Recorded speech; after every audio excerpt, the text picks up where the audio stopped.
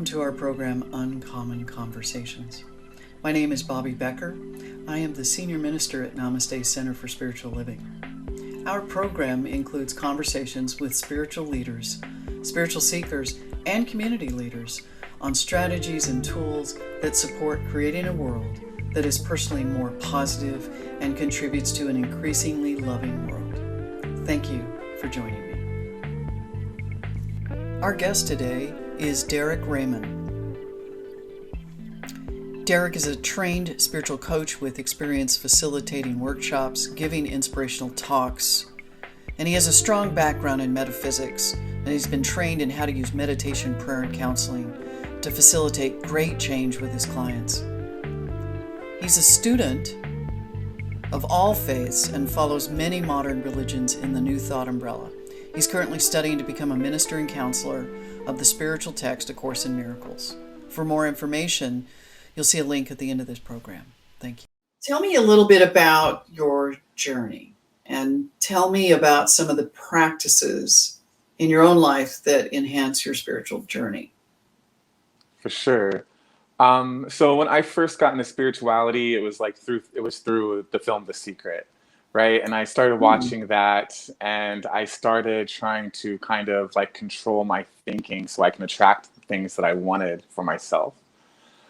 And then I kind of from there stumbled into practitioner training through New Vision Center for Spiritual Living.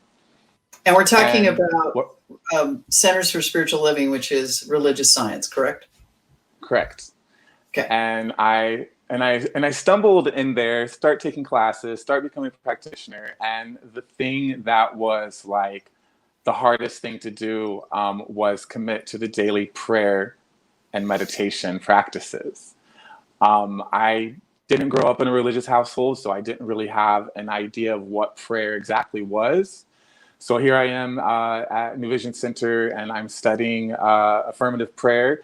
And I'm being told to meditate twice a day, just sitting in silence twice a day for 20 minutes. And I hated that. I really did. But it's been very, those two things have been transformative. I journal a lot. That's part of my spiritual practice too. But and as my practice has grown, I've kind of deviated away from spiritual mind treatments and doing a type of meditation where I sit in stillness and then I just talk to God with what's on my heart and just kind of it's more organic that way for me now. And I have found that type of practice has just, it's helped me make bigger steps spiritually. So Derek, you do a live Facebook, A Course in Miracles, correct? Mm-hmm. Tell me Yes, a little bit about that. So I started off as a practitioner and then found my way into A Course in Miracles. And I just had this like impulse that wouldn't stop to where I needed to talk about A Course in Miracles. I had just started into a ministerial program and wasn't even thinking about doing this as a business anymore. I just knew I wanted to talk to people about A Course in Miracles. Uh-huh. It really excited me, and it really excited me because of the changes it had created in my life. It brought me peace in places that I thought I would maybe never get peace. And so for me, it's just exciting to talk to someone and have them have that light bulb moment and help them make that shift in perception from fear to love so they can actually really create some changes in their life. And part of that is a lot of like new thought and new age prayer and meditation styles are trying to get external miracles, get things for ourselves. A Course in Miracles is aimed at getting internal miracles. That way you can stop trying to get the external miracle over and over and over again, and instead you can focus on the internal miracle. And once you get that, then things really change for you. So does A Course in Miracles, tell me about the practice of it and what you do. So the Course in Miracles is in 3 volumes. The first volume is a text, kind of like the Science of Mind text. The second book is a workbook. The workbook has one lesson a day, every day for a year. So it's basically 365 lessons. They're only 1 to 2 pages, and each day has a different mantra. The first 6 months is basically tearing down the thought system and fear that we've been taught. And the second 6 months is reaffirming the belief system in love, which is our natural way of thinking. The reason I mentioned that, and the third volume is a Q&A for teachers. The reason I mentioned the second volume is because that's really the crux of the course, and that's the main practice of the course. It tells you to do one lesson a day, and then it tells you to sit in silence for some amount of time, that by sitting in silence and practicing giving the day over to God, that we can actually, like, that's how we invite God in to make changes. I think I heard someone say, what you don't give to God is snatched away by the devil. It's kind of like that idea, and that we're giving the day over to God. And that's the real practice for it. Okay. And so that's how I found you, and I was actually watching you, and I was really intrigued with your the sense of self that you seem to come across with respect to how you use the Course in Miracles. I've studied the Course in Miracles before, but I'm always intrigued with how when people find particular modalities, spiritual modalities, and their choice in them, and then what they use it and what's the benefit. So tell me what's happened in your life as a result. Yeah, so, I was one of those people who had issues I wasn't dealing with for a long time. And I had gotten a copy of A Course in Miracles. I open it, I start looking at it. I noticed a few things I don't like right away. There's no chapters on manifestation, on money, on getting the man, getting the career. There's nothing like that. It's full of Christian terminology, which I didn't like. And there's no author on it. And so it went on a shelf for years. Like, for years, it just sat there on a shelf. I wasn't interested. And I would try to look at it, but then it would end up going back to the shelf because I wasn't ready for what that work was going to do. It's like my ego was stopping me from exploring that type of non-duality, if I'll put it that way. But then I made such a mess of my life. Like, such a mess that I ended up like in a really bad relationship, followed by drug addiction, doing everything I could to self-sabotage, like everything you can think of. Like, I checkmarked that box. It was a goal of mine.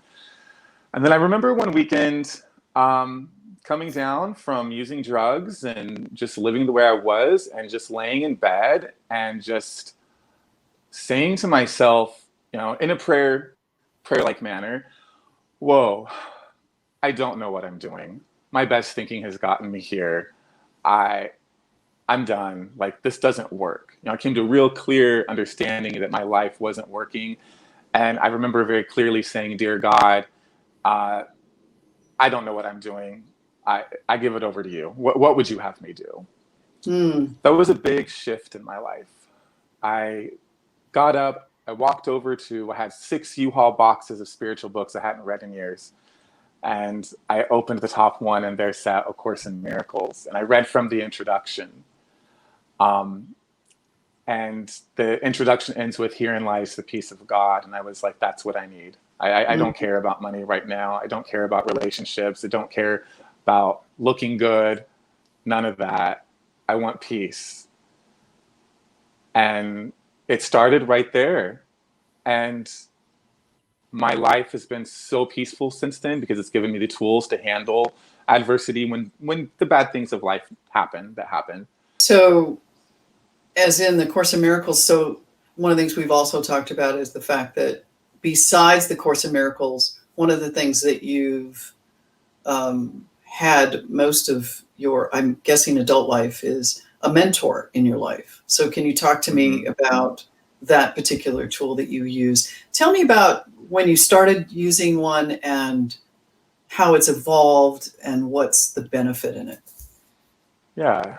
So I was always curious about like life coaching and spiritual counseling and that kind of stuff, but I was always too afraid to like reach out to a stranger and be like, "Will you be my mentor?" But when I Why was is in that?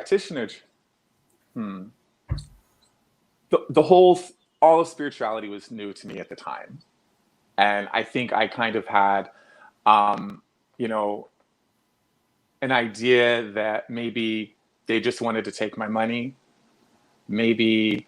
Um, it was just something, it just felt uncomfortable and felt kind of icky. I don't really know what it was. It just Were felt you weird. concerned about judgment of your own life at all? Or, For sure. Yeah. So, I mean, like, how can I trust this person? How much of my life am I going to be able to reveal to this person? hmm Because what happens in a session is so personal. right. Um, is like, what is this person's training? What is standard training in this kind of thing? There's so much out there. Like, is this person really going to be qualified to help me? And then, most of all, will it really work? Will this Yeah. really help me make some changes? And so I was in my first year of practitioner training, and one of your assignments is to get a practitioner and go have a hmm session and see what it's like.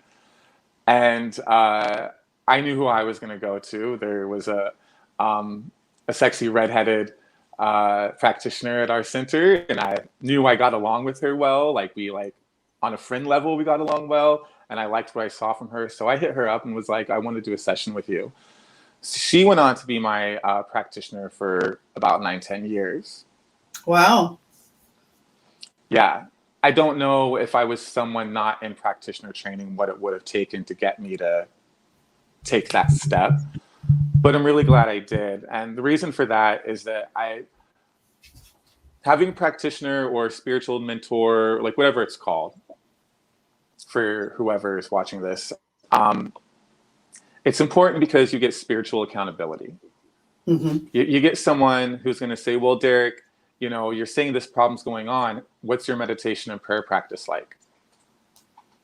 And I might be like, oh, I haven't meditated in a week. Come on, what are you doing? You know that's key. And then accountability for, saying that I believe that God is all there is and I believe in, X, Y, Z, and someone to hold you accountable. Well, you say you believe in these things. So what's up? Either you do or you don't.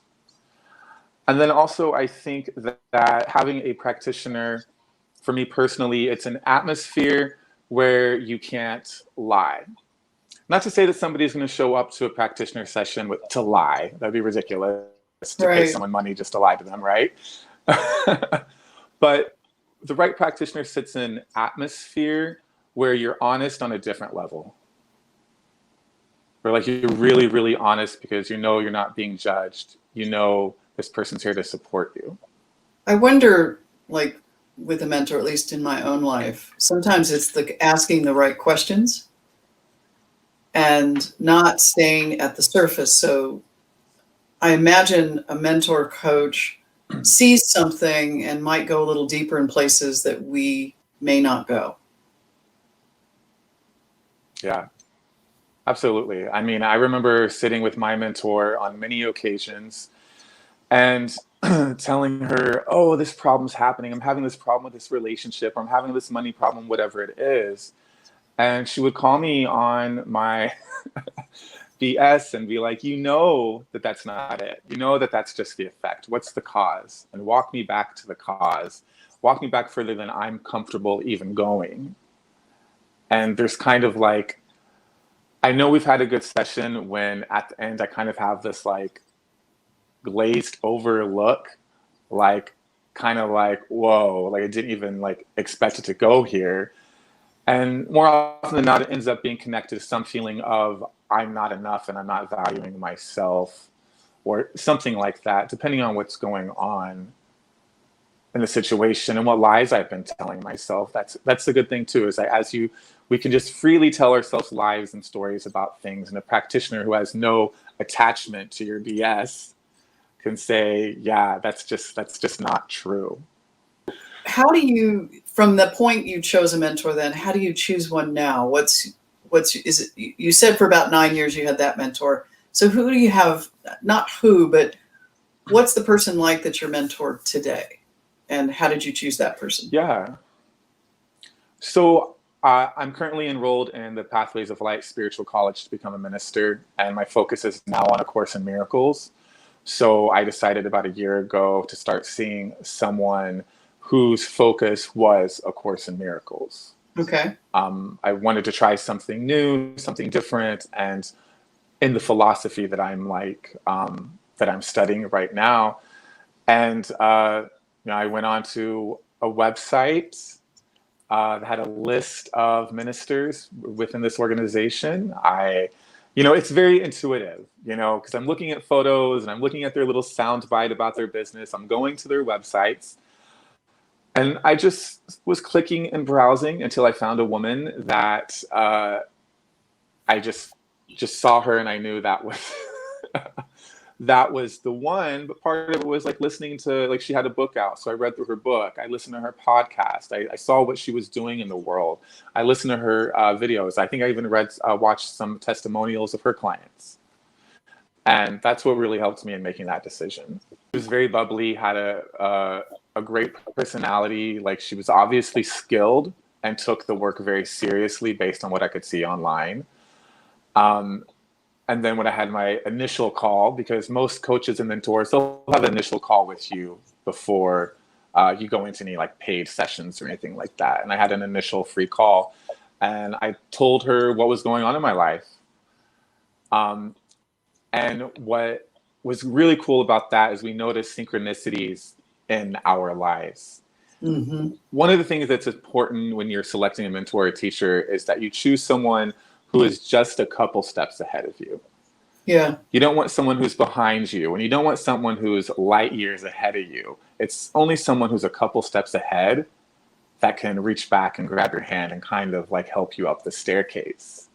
And when I heard her story in our first conversation, I was like, wow, this is someone who's just a couple steps ahead of me, and this is what I need. Which, I remember hearing this in my own spiritual journey, which is you can't take someone where you haven't been. So there were multiple times where I hit something, like my mom passed away in October. And my mentor I was working with, she was going through something very similar at the time with her mother. And to have, we don't want someone who's just going to pour pink paint over our problems and say everything is okay when it's not, right? Like, right. Nobody wants that. And so when the other person has had some challenges just like yours, and they work with you at that level, and you really know that they know what they're talking about, because they're demonstrating it in their life through these spiritual principles. That really, like, I find empowers me and gives me hope that, okay, wow, this thing I'm going through, this grief I have, this isn't forever. Someone's reaching their hand to me and helping me walk up this staircase still. You're a mentor as well. So talk to me about how you work with your clients as well. Yeah. Oh, I start with them like wherever they are, right? If they come to me and they tell me that XYZ is the problem, like, we're just going to start right there. I'm going to find out if they have a meditation and prayer practice. If they don't, they're going to start one. So let me talk about kind of my mind. Meditation is really tough for a lot of people. So if they really struggle with meditation, how do you work with that with somebody who struggles with that practice? So my honest answer isn't popular. I call them on that being BS. It is not hard to sit down for 10 minutes. It's just a bunch of nonsense. It's the way the ego stops us from being about our spiritual work. That's all it is. Like, I told a friend of mine, if you can sit there and scroll on Instagram for an hour, which most of us have done that, you can sit down for 10 minutes. And then they say, oh, my thoughts race. Oh, I have too much anxiety. I have too much depression. I have too much whatever when I sit down to meditate. Good. Sit down for 15 minutes with that sadness every day. And what will that do if I sit with that sadness for 15 minutes? What happens? it'll express itself and leave the body. If you sit down with it, you might find that it talks to you, that it reveals something to you about it. It's like, it's a symptom. Sadness is a symptom. It's not like really even a problem. It's a symptom that something else is going on. So if you sit down with that sadness and you like talk to it, ask it questions like, why am I sad? Where is this coming from? And it might not be that first time you sit down that you get a good answer, but if you sit down consistently with that sadness, you might find that maybe it's not sadness, maybe it's anger about something that happened or didn't happen. And, you know, not until that thing actually comes up and we can see what the problem is, can we even begin to heal it.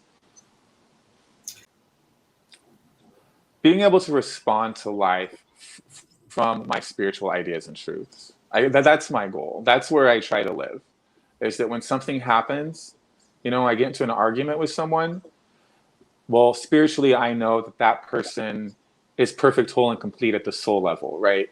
Like, I know that. That doesn't mean I have to go have lunch with them tomorrow. Remains unsaid for you in our conversation. Anything you'd like to add as a final? Yeah. I think for anybody who's listening to this and maybe they don't have a practitioner or a spiritual mentor or anything like that, one last thing I would say is, you know, it's important to find somebody who has really studied a philosophy or thought system all the way through. Mm-hmm. It's really important. That's why my practitioner is so good, is because she understands science of mind. She understands religious science. She understands spiritual principles. She's applied it in her life. And that's her singular focus. And the same thing is true with my mentor with For A Course in Miracles. I say that because when someone comes to a mentor, they're bringing their psyche to them, which is really delicate, right? Like when someone sits down with a session with you, it's a very delicate thing. They're opening their mind to you and your influence and your ideas and what you have to say. Yeah. And so I think having someone who's really studied a philosophy and faith all the way through is going to be better adept at really helping people with whatever their problem or their challenge is. Yeah. Wow. Well, Derek, I've had a really, you've given me some insights today about how important mentors, and I believe in a mentor and my own practitioner. And I think it shows in you, your own experience. And so I really appreciate you being who you are and sharing that with us today. Thank you. If you want more information about Derek Raymond and the services he offers as a mentor and coach, you can reach him at derekraymondmarmon.com.